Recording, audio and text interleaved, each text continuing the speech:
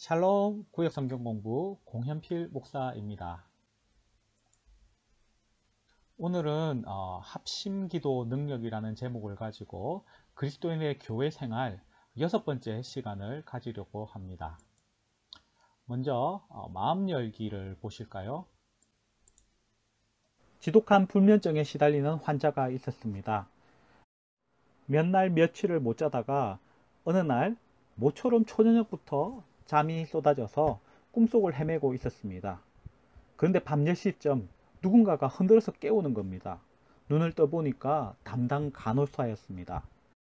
그 간호사가 하는 말이 수면제 먹을 시간이에요. 수면제 드시고 주무세요. Oh, no! No! 간호사는 스마트폰만 들여다보고 남자친구와 떠들다가 환자의 상태에 집중하지 못해 그만 엉뚱한 짓을 하게 된 것입니다. 간호사가 집중해야 될 사람이 누구였나요? 바로 그 환자였습니다. 우리는 매일매일 집중해야 할 분이 있습니다. 그분은 하나님이십니다. 기도는 우리가 하나님께 집중하는 시간입니다. 우리가 기도할 때 어떻게 기도합니까? 눈을 감고 두 손을 모으고 기도하지 않습니까? 그렇게 눈을 감는 이유는 바로 하나님께 집중하기 위해 다른 생각을 몰아내기 위해서입니다. 또한 기도는 어떤 시간일까요? 하나님께서 우리에게 집중해 주시는 시간입니다. 특별히 합심기도의 경우에는 하나님의 마음과 우리 공동체의 마음이 가장 강렬하게 만나는 순간입니다. 질문을 보실까요? 나는 요즘 하나님과 열정적인 만남을 유지하고 있습니까? 성경과의 만남입니다. 오늘 본문은 마태복음 18장 15절부터 20절 사이에서 주어지는 구절입니다. 이 본문은 교회의 권징과 관련되어 있습니다. 이 제목이 뭐라고 되어 있습니까? 형제가 죄를 범하거든.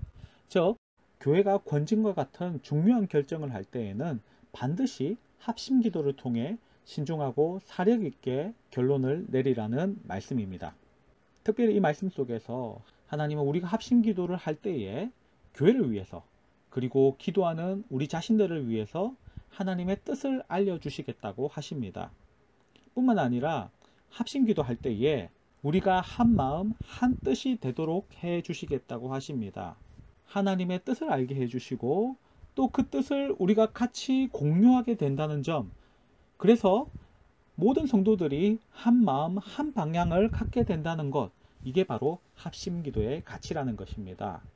그러므로 이 합심기도에 동참하는 것이야말로 교회를 진정으로 사랑하는 방법 중에 하나이며 동시에 성도의 숭고한 특권을 누리는 길입니다. 나눔 질문입니다.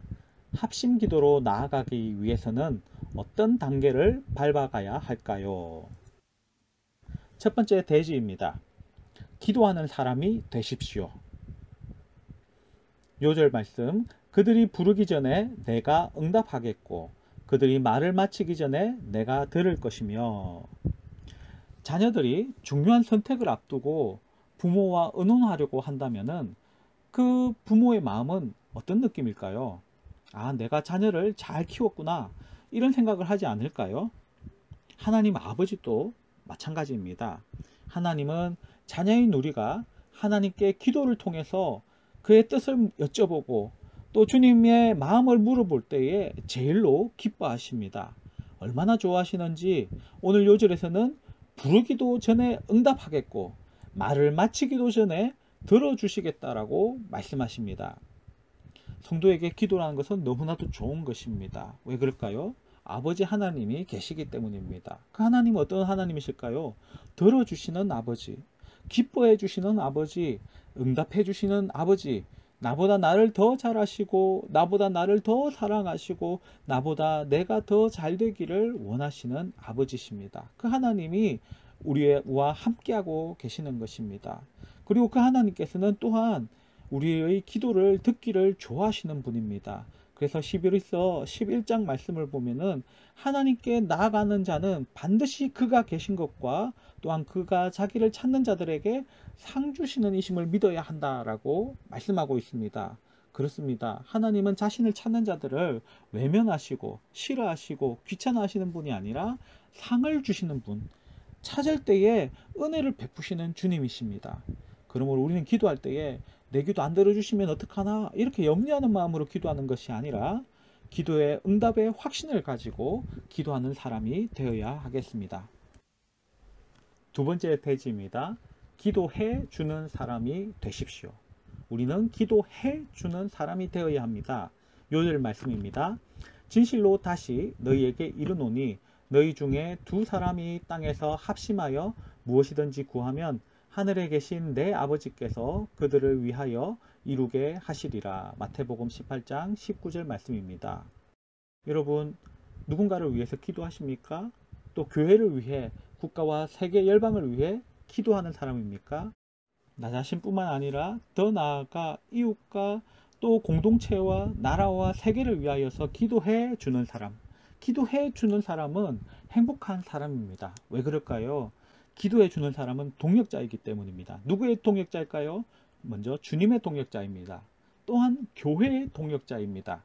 주님의 종, 목회자의 동역자이기 때문입니다. 누군가를 위해 기도해 주는 것을 우리는 중보기도라고 합니다. 이 중보기도 사역의 원조가 누구실까요? 바로 예수님이십니다. 또한 성령님도 말할 수 없는 탄식으로 우리를 위해 중보기도하고 계시는 것이죠.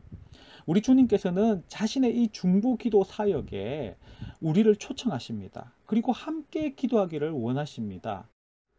왜냐하면 주님은 그분 자신의 사역을 우리에게 나누어 주기를 원하시기 때문입니다. 중보기도의 결과는 때로는 한 도시, 한 민족을 구원하고 세계의 역사를 변혁하는 엄청난 사건을 초래하기도 합니다. 하나님은 그렇게 기도하는 한 사람을 찾으십니다. 그리고 그렇게 기도하는 사람이 모여서 합심기도할 때에 얼마나 놀라운 일이 벌어질까요? 바로 하나님 아버지께서 역사하시는 기도 모임이 되는 것입니다. 마지막 세 번째 대지입니다. 공적인 모임에 참여하십시오. 우리는 공적인 모임, 기도회에 참여해야 합니다. 마태복음 18장 20절 요절 보시겠습니다.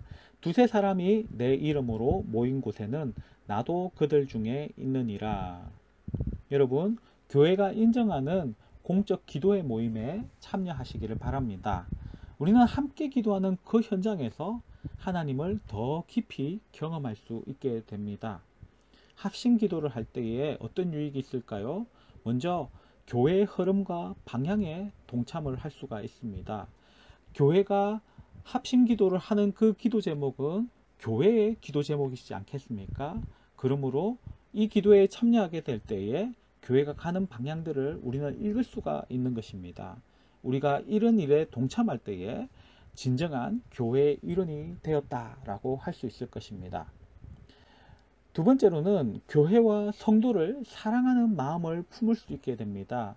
결국 교회의 기도 제목 가운데는요, 교회를 위한 기도 제목, 그리고 성도를 위한 기도 제목, 환호 같은 또 중대사에 관련된 기도 제목이 있지 않습니까?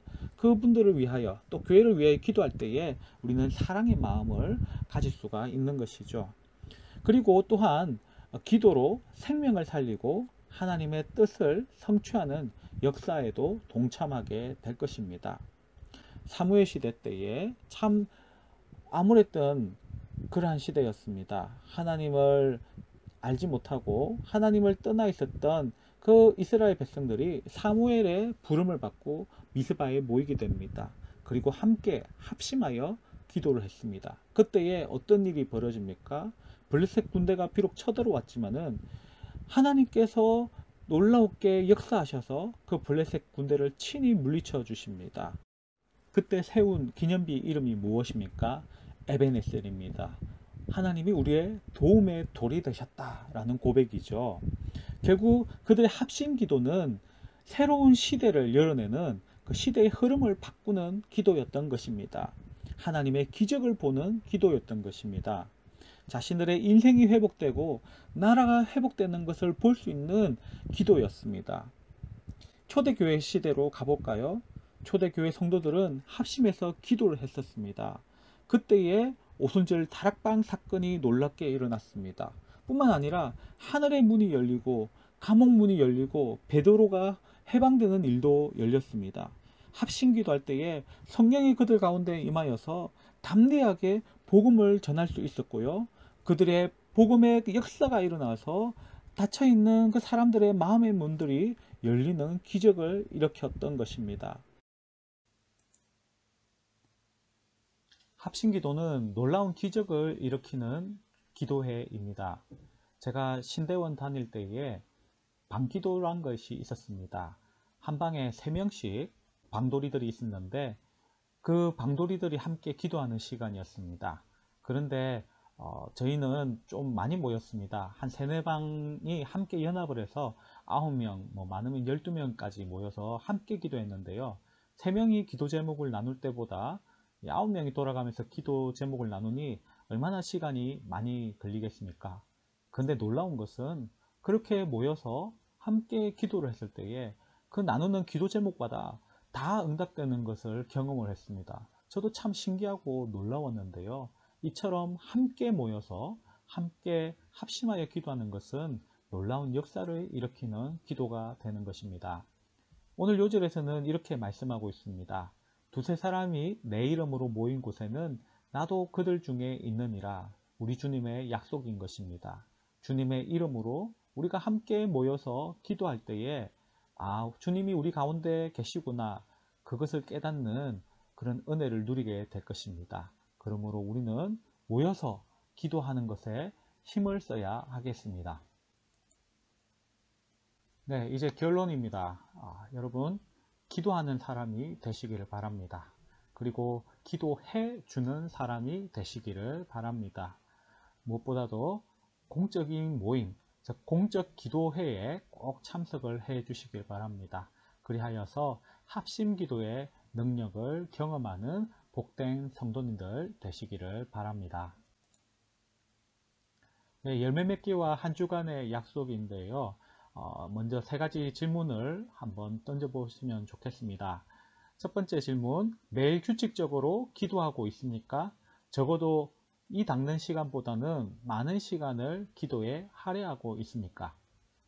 두 번째, 나를 위해 기도하는 사람이 누구인지 알고 있습니까? 나는 누구를 위해 기도하고 있습니까? 세 번째, 내가 참여하고 있는 기도 모임은 어떤 것들입니까? 이 3가지 질문을 또 구역원들과 나누고 또한 스스로 한번 질문해 보시기를 바랍니다. 한 주간의 약속을 구역 식구끼리 해보면 좋겠는데요. 예를 들면은 기도 모임의 합심 기도를 통해 받은 은혜 3가지 말해보기. 여러분, 합심 기도할 때에 받은 은혜가 있습니까? 한번 나누어 보시기를 바랍니다. 여러분, 혹시 존 낙스라는 목사님을 알고 계십니까? 이분이 이런 말씀을 하셨습니다. 기도하는 한 사람이 기도하지 않는 한 민족보다 강하다.